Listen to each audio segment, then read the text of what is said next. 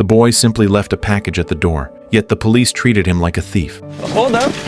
It's a pretty decent Christmas. No, that for me.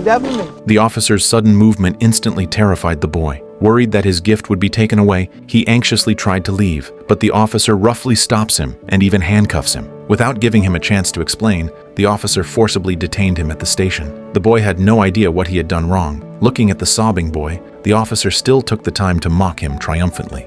Making this harder than it has to be, son.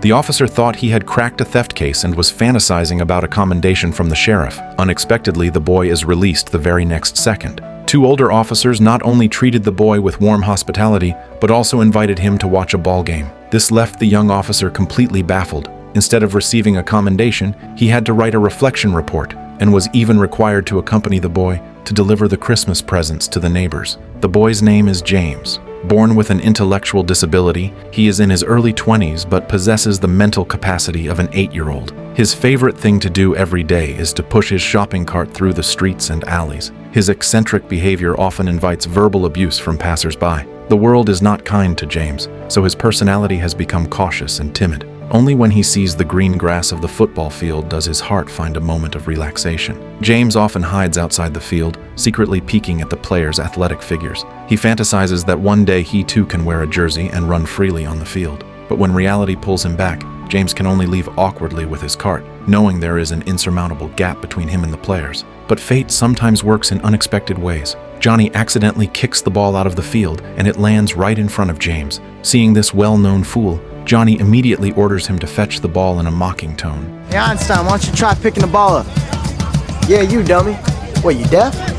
Yeah, pick it up. There you go. James misunderstands Johnny's intention, thinking the football is a gift for him, so he happily puts the ball into his shopping cart. Seeing this, Johnny instantly flies into a rage. However, Coach Jones reveals a forgiving smile. He had noticed James long ago. Every time they trained, James would secretly watch from outside with a mesmerized look in his eye. So Jones doesn't mind giving James a football. He believes it is a gift James deserves. Witnessing Jones's favoritism, Johnny feels a surge of jealousy. The next day when Jones drives to the field, he finds that James is not there. But to his surprise, the shopping cart is parked by the fence. Unbeknownst to him, James has been locked in the equipment shed by Johnny and the others, who are terrorizing him by throwing balls at the shed. Jones initially thinks the players are just goofing around, but the next second, he hears crying coming from the shed. The moment he pushes the door open, he sees James tied up. Jones rushes forward to untie him, but James is still in shock and refuses to let Jones near him. We just want to cut the tape off. Once Jones frees him, James flees the scene in a panic.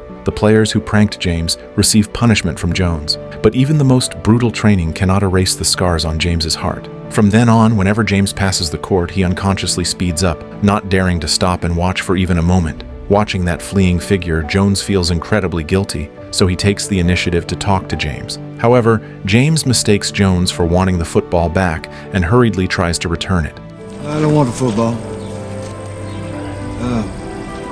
I just want to tell you I'm sorry about what happened. It is the first time someone has treated him so kindly, but this doesn't make James lower his guard. He still stands there frozen and terrified. Seeing this, the guilt in Jones's heart becomes heavier, so he invites James to join the training later. James doesn't agree immediately, but he doesn't refuse either. He just pushes his cart away. After walking a bit, James can't help but look back at Jones. Clearly, the invitation is very attractive to him. James still doesn't dare to get close to the players. He hides in the corner to watch them train as usual. Their agile steps and fearless charges deeply attract James's gaze. His focused expression reveals his love for the sport. The longing in James's eyes is exactly what Jones hopes to see in every player. To get James to join the team, Jones specifically asks the assistant coach to bring him a bottle of water to build a relationship. But as the assistant approaches, James becomes terrified. The assistant sees James's panic, immediately raises his hands, places the water bottle gently in the cart, and walks away. Jones watches James drink the water from a distance. Seeing his guard drop slightly, Jones walks over with a smile and opens the gate to the training ground. Why don't you come on in? Got some hamburgers coming. Get your buggy, come on. Jones perfectly gauges James's 8-year-old intellect. His words contain no mockery, only affection. This approach successfully bridges the distance between them. Since James has never revealed his name, Jones sees his obsession with radios and affectionately nicknames him Radio, generously giving him a radio as a gift. Radio is very happy. Seeing the time is right, Jones expresses his true intention, hoping Radio can join the team as an assistant. But Radio doesn't seem to hear him and keeps his head down, still fiddling with his radio. Helpless, Jones changes the subject and treats Radio to a burger as promised. Afterward, Jones drives Radio home and extends the invitation again. Now, I hope you can come by practice tomorrow, all right? At the same time. All right? The next day, Radio arrives as promised. Jones announces the explosive news to everyone. Radio will now be the team assistant and train with them. Before starting the training, Jones specifically reminds the players to get along with Radio and that no more bullying is allowed. And we are not going to have a problem with that. No, sir. Although Jones laid down the law, he couldn't completely restrain the players. Some rudely knock the ball out of Radio's hands, some push him down from behind, some hit him in the head with the ball, and one even tries to tackle him but ends up falling himself. Radio holds no grudges. He carefully helps the player up and encourages him not to lose heart. Radio seems to take on all the chores in the team. When the players fight on the field, Radio becomes their most enthusiastic cheerleader. Whenever the assistant coach issues tactical instructions, he stands silently by the side, learning diligently. When the players fail, he inspires every member with firm belief. Infected by him, the players regroup and wash away the shame of defeat. Gradually, Radio's name resounds throughout Hannah High School, and everyone knows the team has recruited a strange player. This arouses the dissatisfaction of parents, who unanimously believe Radio shouldn't stay on the team as it affects training. Even Principal Daniels is furious, thinking Jones isn't genuinely helping a disabled person, but using him as a gimmick for attention. The doubts from the players' parents and colleagues hurt Jones deeply, because he never intended to use Radio for anything. Radio not only loves football, but also works hard for the team. So Jones wants to give this intellectually disabled boy a chance to shine in his youth. But when he plans to take Radio to a football game, Daniels forbids him from getting on the school bus or entering the venue because Radio is not a student of the school. Faced with this, Jones feels powerless and ultimately has to confess the situation to Radio, apologizing profusely. Really sorry. Staying yet, but they're going to catch on, believe me. Watching the school bus drift away in the rain, Radio is hurt once again. He can't understand Jones's difficulties, nor can he understand why the world treats him this way. The pain life gives him is like this rainstorm. Although it comes fiercely, it can never extinguish the enthusiasm in his heart. Even if he can't go to the scene to cheer for his team, Radio has his own way of fighting alongside the players. He listens to the real-time broadcast on the radio while making corresponding moves on the rainy field. He loves this sport incomparably, yet the wind blows down his beliefs again and again, and regret descends on his heart like a sudden storm. As the news of the team's defeat comes from the radio, Radio stops his charge, deflating as if his soul has been extracted, collapsing lonely in the rainy night. But this disappointment comes suddenly and leaves quickly because Jones has prepared a huge surprise for Radio. Jones first takes him for a big meal to make up for yesterday's pain, then tells Radio that for tonight's home game, he has decided to let him lead the team onto the field. Although this doesn't mean actually playing in the game,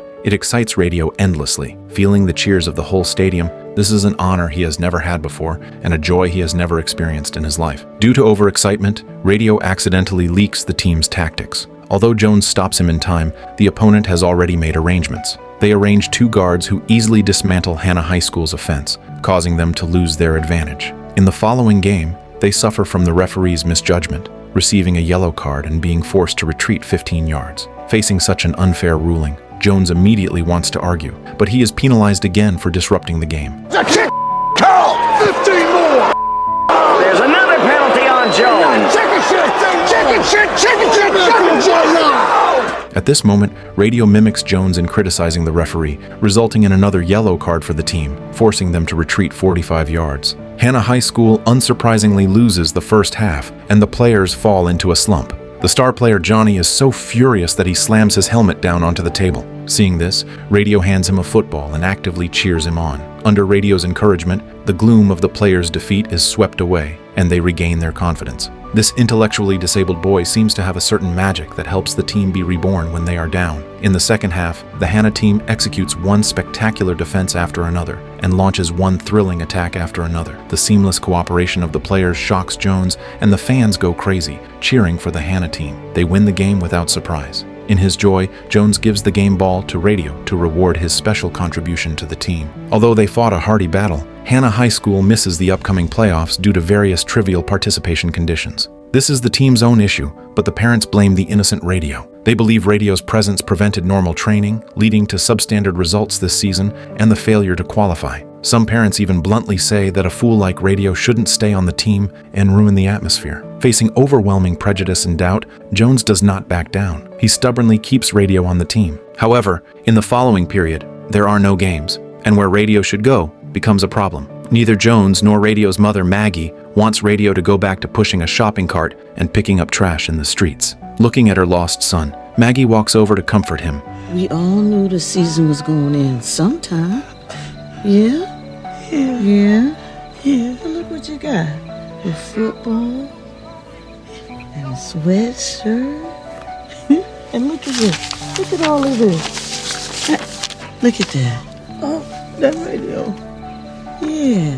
A mother's care instantly soothes the uneasiness in Radio's heart. Moreover, his mother is not the only one who truly cares about Radio. To give Radio something to do during the off-season, Jones goes to great lengths to send him to the basketball team. As expected, his positive and optimistic personality is favored by the players, and with Radio around, the team is filled with laughter all day long. But Jones is not satisfied with this. He feels Radio shouldn't live in people's pity forever. He wants Radio to receive an education and live like a normal person. Jones brings him to his class. Faced with all kinds of new knowledge, Radio's desire to learn is unprecedentedly high, but Jones's unauthorized action causes dissatisfaction from Daniels. Perhaps due to her maternal instincts, she ultimately respects Jones's choice. Jones thinks everything is settled, but the school board believes Radio shouldn't mix with ordinary students, claiming he might lead them astray. Caught between Jones's firm arrangement and the school board's opposition, Daniels is in a dilemma. She doesn't want Radio to return to his wandering days, nor does she want her students to coexist with risk in their daily lives. But facts have proven that Radio is not a safety hazard,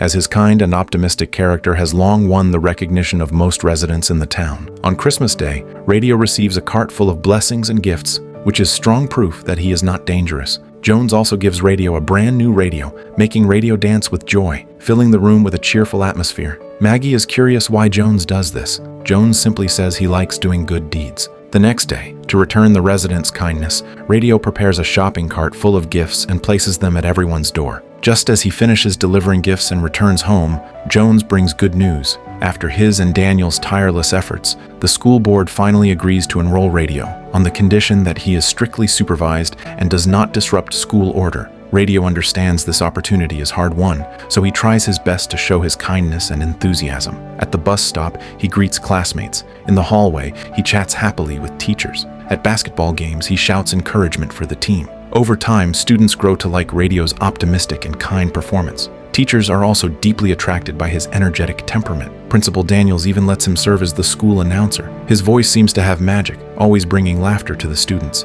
Everything seems to be developing positively, but someone is dissatisfied. Johnny lies, claiming Principal Daniels fell in the girls' locker room and needs Radio's help. Radio believes it without a doubt and anxiously rushes to the girls' locker room. However, his innocent heart suffers a heavy blow once again. When he flusteredly enters the locker room, the girls inside are instantly terrified. Radio feels dizzy and runs out in shame. His trust and kindness seem to collapse as he runs. Radio can't believe Johnny would invent such a reason to trick him. Fortunately, Jones always believes in Radio's character. Jones angrily asks who incited him to break into the locker room, but Radio refuses to say Johnny's name. He cannot bring himself to betray a classmate, nor does he want to ruin Johnny's reputation. Watching Radio being so cowardly, Johnny laughs triumphantly. Seeing this, Jones realizes who did it. He has always taught students to be upright and accountable, but Johnny hasn't listened to a word. Jones has never been this angry. Son, it's one of those days I wish I wasn't a teacher so I could just lay into you right now. Johnny thinks that since the football season is over, Jones can't do anything to him, so he is unscrupulous.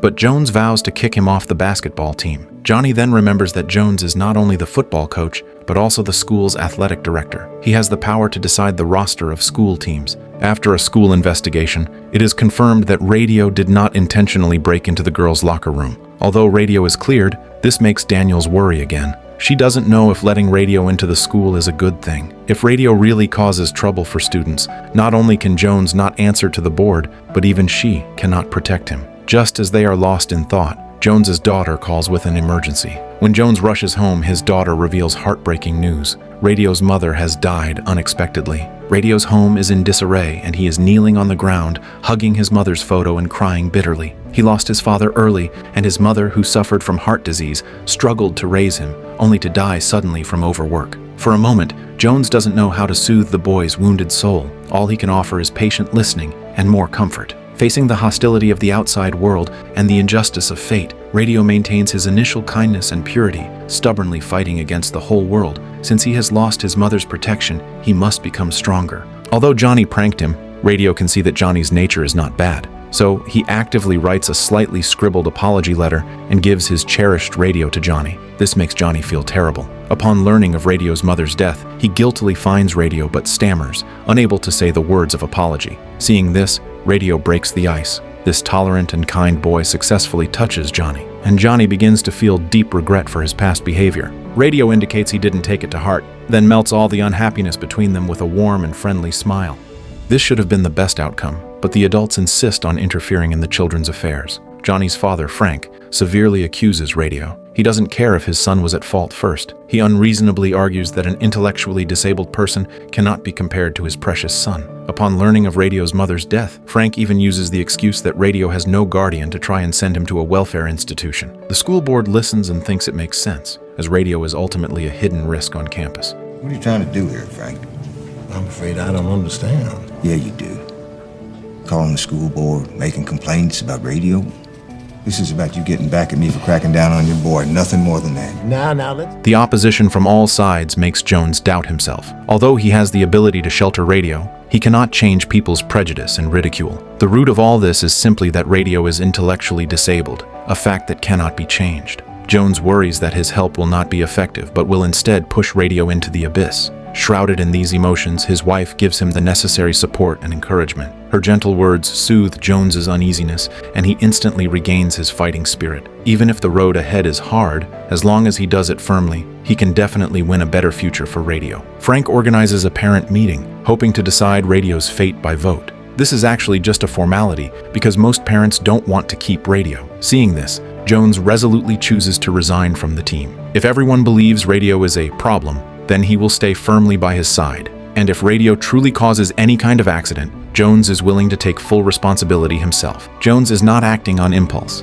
He just wants to use this method to teach this cold society to accept special people. Jones's decision leaves the students' parents utterly shocked. They accuse him of being irresponsible, condemning him for heartlessly abandoning the team and walking away from his duties. Actually, Jones's decision is not just for Radio. Over the years, he spent all his time and energy on the team, completely ignoring his family. It is not until Radio appears that he suddenly realizes that life is not just about the honor of competition on the field. Accompanying his family and educating his children are the most precious treasures in his life. So he decides to spend the rest of his life loving his wife and making up for the missing care for his daughter. His decision protects Radio and allows him to pick up his responsibility to his family. Jones shows everyone what true sacrifice is and how to stick to one's beliefs and values in the face of difficulties and challenges. In the days that follow, Jones devotes himself wholeheartedly to education while staying by Radio's side. He not only teaches Radio to read and write from scratch, but also teaches him social skills and common sense. Time flies, and graduation season arrives. Under Jones's careful guidance, Radio, who was once looked down upon by everyone, stands on the podium as an outstanding graduate. Finally, Principal Daniels announces in public that Hannah High School will permanently hire Radio as a team assistant and not just limited to football. If it is the football off-season, he can work for other teams at any time. Seeing this, Jones can't help but feel deeply comforted. He has not only redeemed his own heart, but also fulfilled the promise he made to Radio's mother. It turns out there is no pain in the world that cannot be healed, and no sinking that cannot end. Everything lost will eventually return in another way. Time flies to 26 years later. At this moment, Radio is still running on that green field with the players, and Coach Jones, now over 70, has been inducted into the South Carolina Coaches Hall of Fame. Over these years, the two have maintained a close connection. This is a movie based on a true story. Principal Daniels' transformation from initial indifference to wholehearted dedication shows the warmth and kindness of humanity, letting us see the power of sincere emotions between people. Coach Jones, with brows furrowed under the pressure of life and a heart as desolate as a desert, still protected Radio like family. While helping Radio, he also broke down the walls between him and his family. Although Radio has intellectual deficits, he has a pure heart, like an angel. His appearance awakened Jones, changed Daniels, and touched the stubborn and mischievous Johnny. We are always chasing the light of the world, but we forget that the most moving light is often hidden in those neglected corners. What we call defects are just unique patterns carved by fate. What we call prejudice will eventually be melted by persistent kindness. Radio is like a wild grass growing toward the sun. Even if bent by the wind and rain, he always grows in the direction of the green field.